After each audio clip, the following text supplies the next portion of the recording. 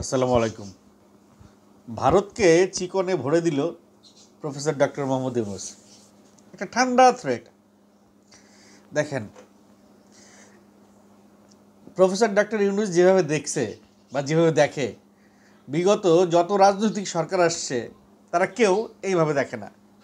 তার দৃষ্টি সীমানা দেখেন, তার দৃষ্টি দূরদর্শিতা দেখেন, তার চিন্তা করার ক্ষমতাটা দেখেন।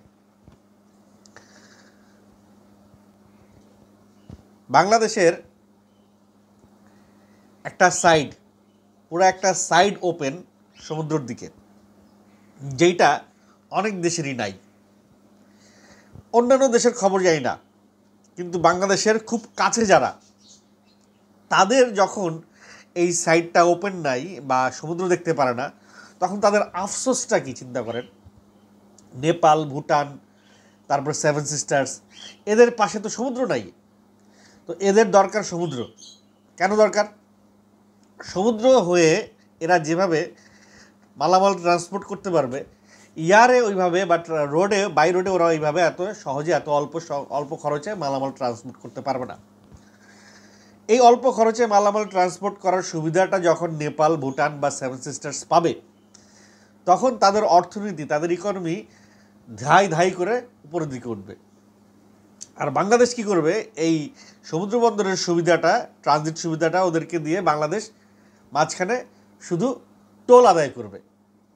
এবং যত নেপাল, ভুটান, সেভেন সিস্টার যত উন্নত হবে, বাংলাদেশ তত উন্নত হবে। দেখেন, প্রফেসর ডক্টর মোহাম্মদ ইউনূস একটা কথা বলছে যে বাংলাদেশের এক পাশে চীন আর এক পাশে ভারত।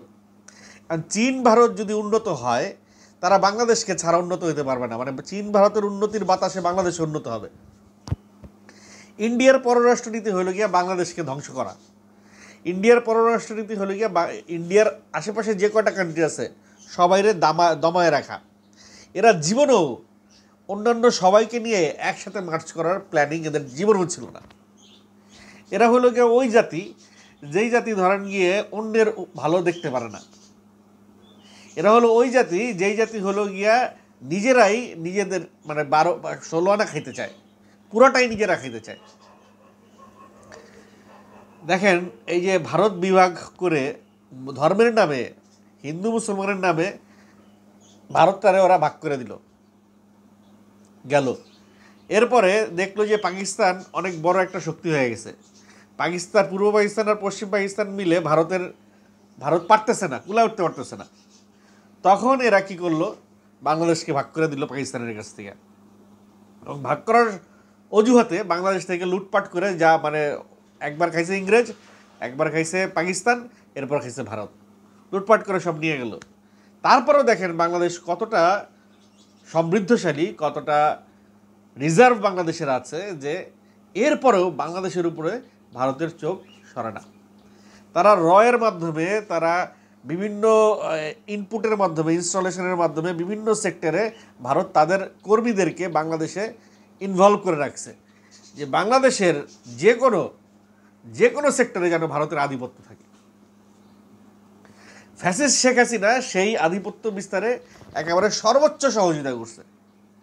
হাসিনা তো বলছে যে আওয়ামী লীগ সরকার ভারতকে যত সুযোগ সুবিধা দিছে, এটা ভারত নাকি আজীবন মনে রাখবে। তো ভারতকে আমার এত সুযোগ সুবিধা দিয়ে আমার লাভটা কি? সুযোগ সুবিধা কেন একপাক্ষিক হবে?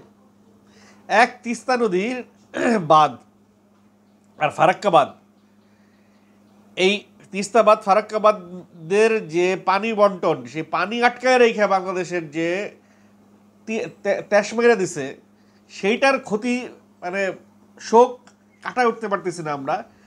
সার উপরে ভারতকে আরও ঢাইলা দিছে শেখ হাসিনা। এখন ইউনূস সরকার এমন একটা কুটচাল চালছে। দেখেন, ডিপ্লোম্যাটিক দিক থেকে ভাই ইউনূস, প্রফেসর ডক্টর মোহাম্মদ ইউনূসের জুরি মেলা ভার। তার যে ডিপ্লোম্যাটিক সেন্স, ওই সেন্সে আসতে মোদিরে আরও 50 বার জন্মগ্রহণ করতে হবে। মোদি হলো কট্টর সেন্স, সে কট্টর হিন্দুবাদী, সে মৌলবাদী একটা বিষয়কে সে জনগণের উপরে, ভারতের জনগণের উপরে চাপাই দিয়া সে একটা সুবিধা ভোগ করতেছে। পুরা মিডিয়া কিনে রাখছে। হাসিনার স্বভাব যা, মোদির স্বভাব তাই। তারপরেও ইন্ডিয়ার মিডিয়া অনেক কথা বলতে পারে, বাংলাদেশের মিডিয়া তো এত কথা বলতে পারতো না। তো সেই জায়গা থেকে প্রফেসর ডক্টর মোহাম্মদ ইউনূস যেই থ্রেটটা দিছে ভারতকে, দেখেন যে তোমরা সেভেন সিস্টারের তোমাদের তো দরকার আছে, তাই না? তোমাদের যদি আমাদের সমুদ্র বন্দর দরকার হইতে পারে, তাহলে আমাদেরকে নেপালকে আমাদের সুযোগ সুবিধা দিতে হবে। এই সুযোগ আমরা দিব, আমরা ভুটানকে এই সুযোগ সুবিধা দিব। নেপাল ভুটানকে যেন বাংলাদেশ সুযোগ সুবিধা না দেয়, নেপাল ভুটানকে যেন দামায় রাখতে পারে, নিচে নামায় রাখতে পারে, এই চেষ্টা ভারতের আজীবন ছিল। এবং বাংলাদেশও সেই জায়গায় ভারতকে সহযোগিতা করছে। এই শেখ হাসিনা সরকার সহ অন্যান্য যত রাজনৈতিক সরকার আছে তারা মৌনভাবে করছে, আর শেখ হাসিনা প্রত্যক্ষভাবে করছে। নেপালের কাছে আছে পাহাড় পর্বত, ভুটানের কাছে আছে পাহাড় পর্বত, সেভেন সিস্টারের কাছে আছে পাহাড় পর্বত। সেই প্রাকৃতিক ঐশ্বর্য যদি আমরা আহরণ করতে চাই, আমাদেরকে ওদের ট্রান্সপোর্ট দিতে হবে সাগরের দিকে। ওরা যাবে সাগরে, আমরা যাব পাহাড়ে। পাহাড় থেকে আমরা যা আনবো সেখান থেকে আমরা ওদেরকে টোল দিব। ওরা সাগর থেকে যা নিবে ওখান থেকে ওরা টোল পাবে, আমাদের টোল দিবে। এবং একে অন্যের সমন্বয়েই উন্নয়নটা হবে। এই সেভেন সিস্টার্স আজকে থেকে তারা ভারতের সরকারের সাথে যুদ্ধ করছে না। এই সেভেন সিস্টার্স বহুকাল ধরে ভারত থেকে আলাদা হতে চাইতেছে ডিউ টু আমাদের যখন পূর্ব পাকিস্তান আর পশ্চিম পাকিস্তান ছিল, তখন পূর্ব পাকিস্তান মানে বাংলাদেশের উন্নয়ন পশ্চিম পাকিস্তানের মতো হইতো না। ঠিক একই ঘটনা ঘটতেছে সেভেন সিস্টার্সে। সেভেন সিস্টার্সের যত উন্নয়ন ঘটে, যত বরাদ্দ পায়, সরকারি বরাদ্দ পায়, সেগুলো মূল ভারতের ভূখণ্ডের তুলনায় খুবই কম। তারা আন্দোলন করতেছে বহুদিন যাবৎ যে হয় আমাদের উন্নয়ন ঘটাও অথবা আমাদেরকে আলাদা করে দাও। মাইকটা একটু অ্যাডজাস্ট করি। তো এইখানে আমার আসলে প্রফেসর ডক্টর মোহাম্মদ ইউনূসকে অনেক ভাল লাগছে। সে যেভাবে চিন্তা করে ওইভাবে চিন্তা করতে পারে না রাজনৈতিক সরকাররা, মানে এই আগের পলিটিক্যাল গভর্নমেন্টটা করতে পারে নাই। প্রফেসর ডক্টর মোহাম্মদ ইউনূস একেবারে চিকনে থ্রেট দিয়ে দিছে, ভাই তুমি যদি সেভেন সিস্টার্সকে ঠিক রাখতে চাও, সেভেন সিস্টারের উন্নয়ন ঘটাতে চাও, তাহলে আমার পথ দিয়ে তোমার যাইতেই হবে। আমার পথ দিয়ে যেহেতু তোমার যাইতে হবে, অতএব আমার টোলটা ঠিক মতো দিতে হবে। আমার সমুদ্র বন্দর তুমি ইউজ করবা, আমার ট্রানজিট তুমি ইউজ করবা, আর আমাকে নামমাত্র টোল দিবা হবে না। তুমি যেই ধাপে যেই গতিতে উন্নতি হবে তোমার, ঠিক একই ধাপে না হইলেও কাছাকাছি ধাপে আমাদের উন্নয়নটাও হইতে হবে।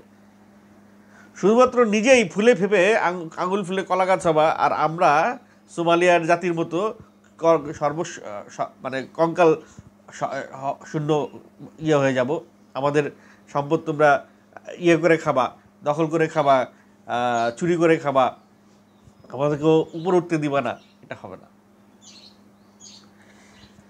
দেখেন এই যে শেখ হাসিনা, মোদি কেন প্রফেসর ডক্টর মোহাম্মদ ইউনূসকে কেন রাখতে চাইতেছে না? কারণ মোদি জানে, মোদি বুঝতে পারছে যে ডক্টর মোহাম্মদ ইউনূস যতদিন থাকবে, ইউনূস সরকার যতদিন বাংলাদেশে অবস্থান করবে, তার মেয়াদ যত বেশি হবে, বাংলাদেশের সাথে বাংলাদেশকে কুড়ে কুড়ে খাওয়ার যে দুরভিসন্ধি, সেই দুরভিসন্ধি ততটাই পিছায় যাবে ভারতের। ভারত ততটাই ওদের চেষ্টা, ওদের ওদের ইনভলভমেন্ট, ওদের ইনভেস্টমেন্ট বাংলাদেশকে দমায় রাখার জন্যে যেটা বরাদ্দ থাকে তার কয়েক গুণ বেড়ে যাবে যত যত যত ইন্টারিম, যত পিরিয়ড এই ডক্টর মোহাম্মদ ইউনূস থাকবে। ভারতের চক্ষুশূল হয়ে গেছে, কিন্তু সরাসরি বলতে পারতেছে না। ওই যে আছে না একটা কথা, যে না পারি কইতে না পারি সইতে। ভারতের অবস্থা হয়ে গেছে এখন এরকম, না পারছে কিছু বলতে, না পারতেছে সইতে। কিছু বলতে পারতেছে না কারণ ইউনূস সাহেবের সাথে ইন্টারন্যাশনালি যে যোগাযোগ আছে, মোদির 14টা একসাথে হইলেও অত যোগাযোগ সে পসিবল না কানেক্ট করার জন্যে। সেই জায়গা থেকে যোগাযোগের দিক থেকে প্রফেসর ডক্টর মোহাম্মদ ইউনূস অনেক স্ট্রং। ইউনূস সাহেবের একটা কথার অনেক ওয়েট আছে। ইউনূস সাহেবের একটা ফোন কলের, ওই যে দেখেন নাই ইলন মাস্কের সাথে ফোনে ফোনে মিটিং সেরে দিছে, আর ওইখানে ইলন মাস্কের সাথে মোদি এরকম মাথা নিচু করে বসা এরকম মাথা নিচু করে বসে ইলন মাস্কের সঙ্গে কথা বলছে, মিটিং করছে, এবং সেখানে উল্লেখযোগ্য কোনো ফলাফলই আসে নাই।